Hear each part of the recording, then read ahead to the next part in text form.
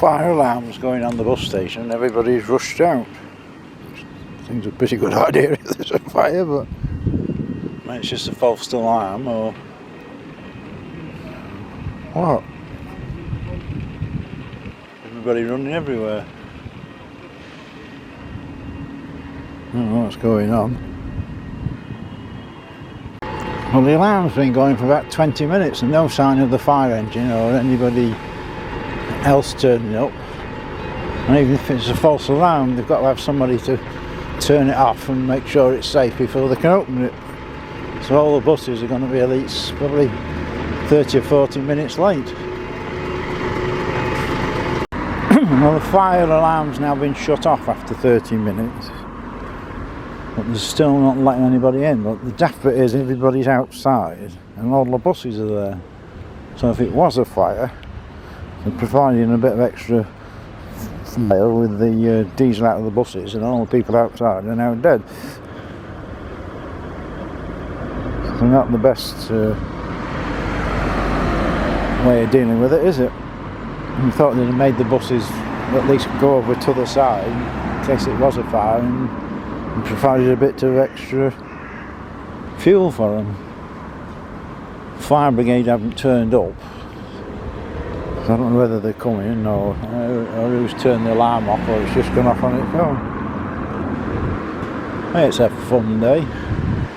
Well, we have got works commencing by the council offices. There's fencing round and a lot of scaffolding going up, so quite what they're up to. It seems like a fun game. It is the 17th. They said they were going to open the car park today, but somebody did say 5 o'clock. But there's lots and lots of these. Trying to read what it says. Crown vans.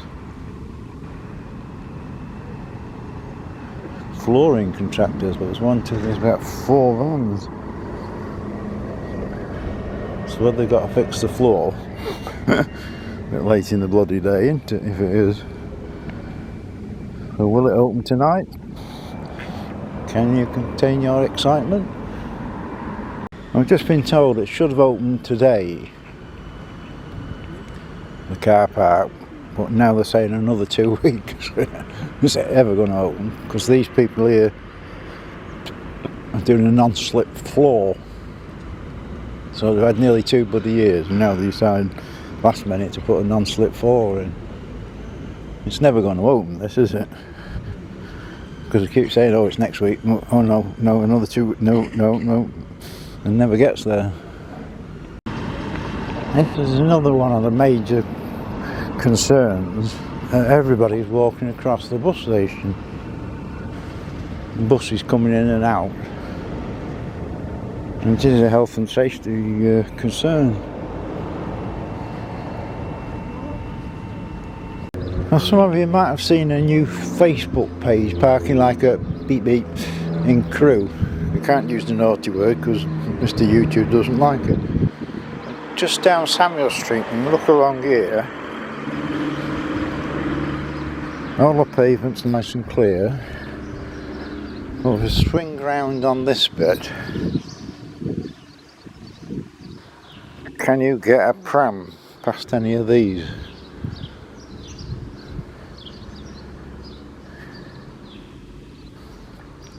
Totally blocked. Everybody's parking not sensibly on the pavement, but if you've got a double buggy, you've got no chance, have you? It's just interesting why that section is parking like beep beeps, and this section is all clear. It really is a problem.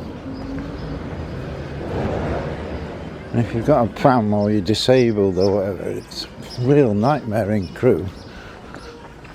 Does anybody know anything about water and concrete weakening?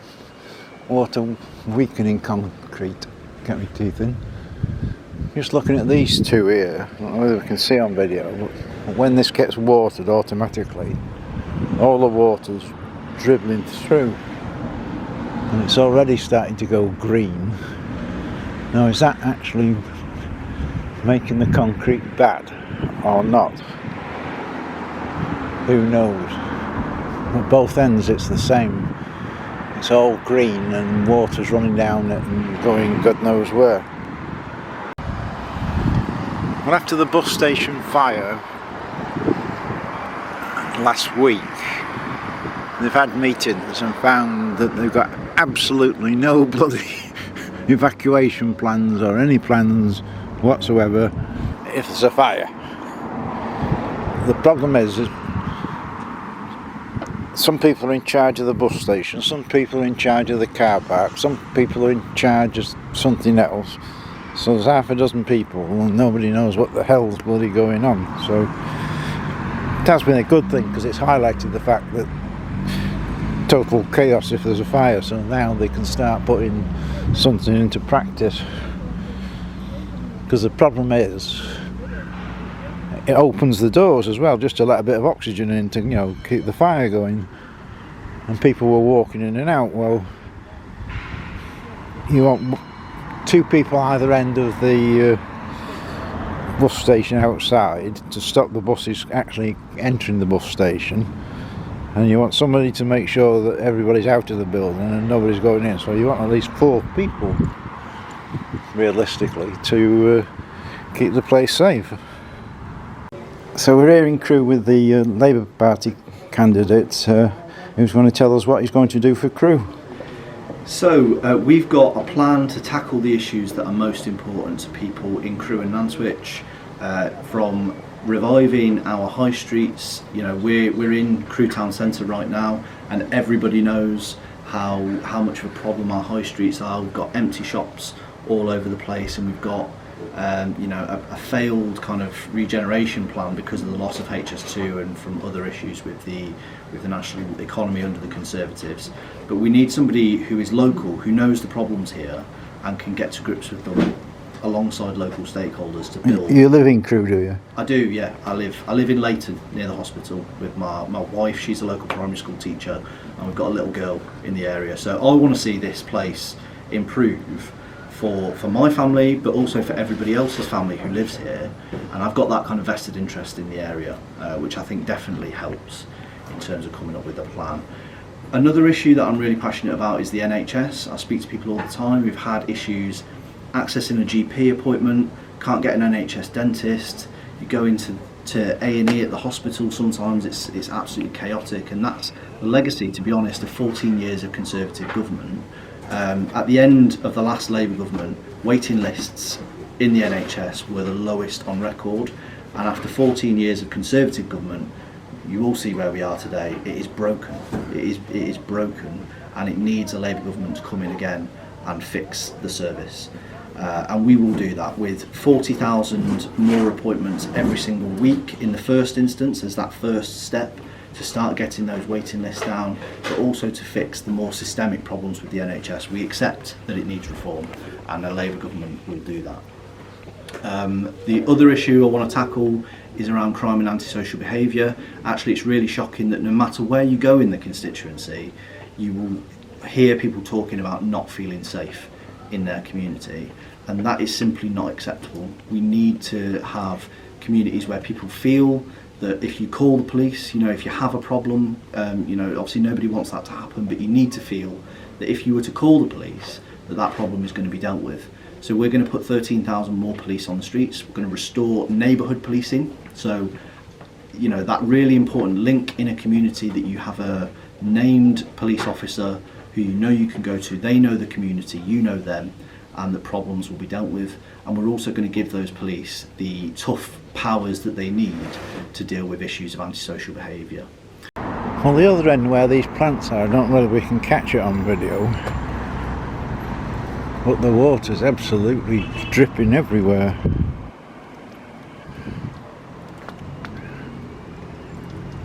And the concrete's all green, and it's just continuously dripping. So we did do a Mr. Google search, and they said over time it will get into the concrete and it'll all fall apart. Obviously not this week, but over time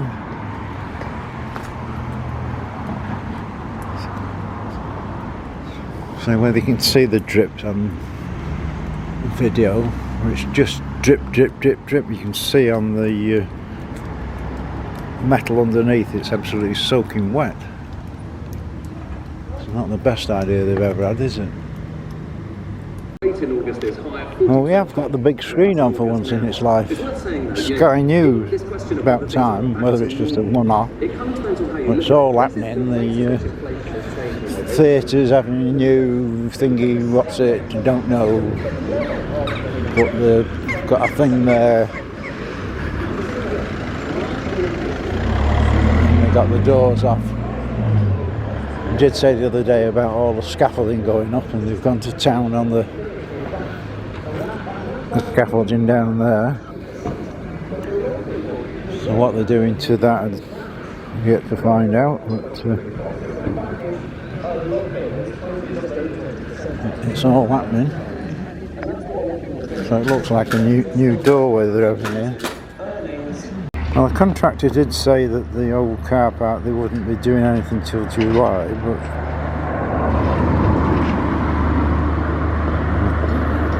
got what seems to be a bloody big hole there in there. So whether they're just still on the drains. See, all the way along they dug a big trench.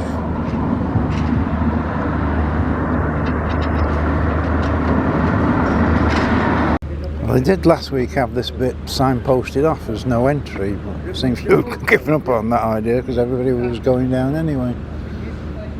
Well, the high street is total chaos. They've got bum signs and soft mix. I don't know how many soft mix got, but so it's totally blocked off at the end now.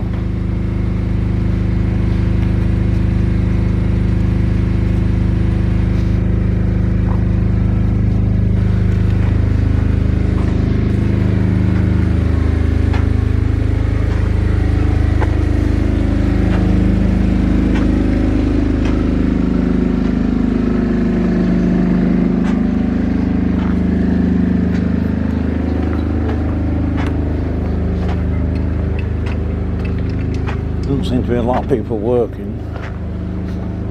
Plenty of people on site, but not a lot of work being done.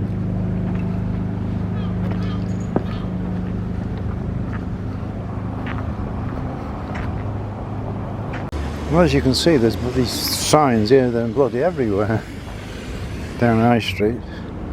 So what they're doing is the walkway, cycleway, which will come the back of the library, down High Street, under the bridge, up to the railway station. Back of the limelight, there's a lot of building work going on. They sort of snuck that in. I assume it's to do with the limelight because it's right next to it and it's joining on. Well, they're pretty dangerously close to the telegraph pole there with all the digital data on it. Well, they were going to tell us what it was all about, but we've not heard yet.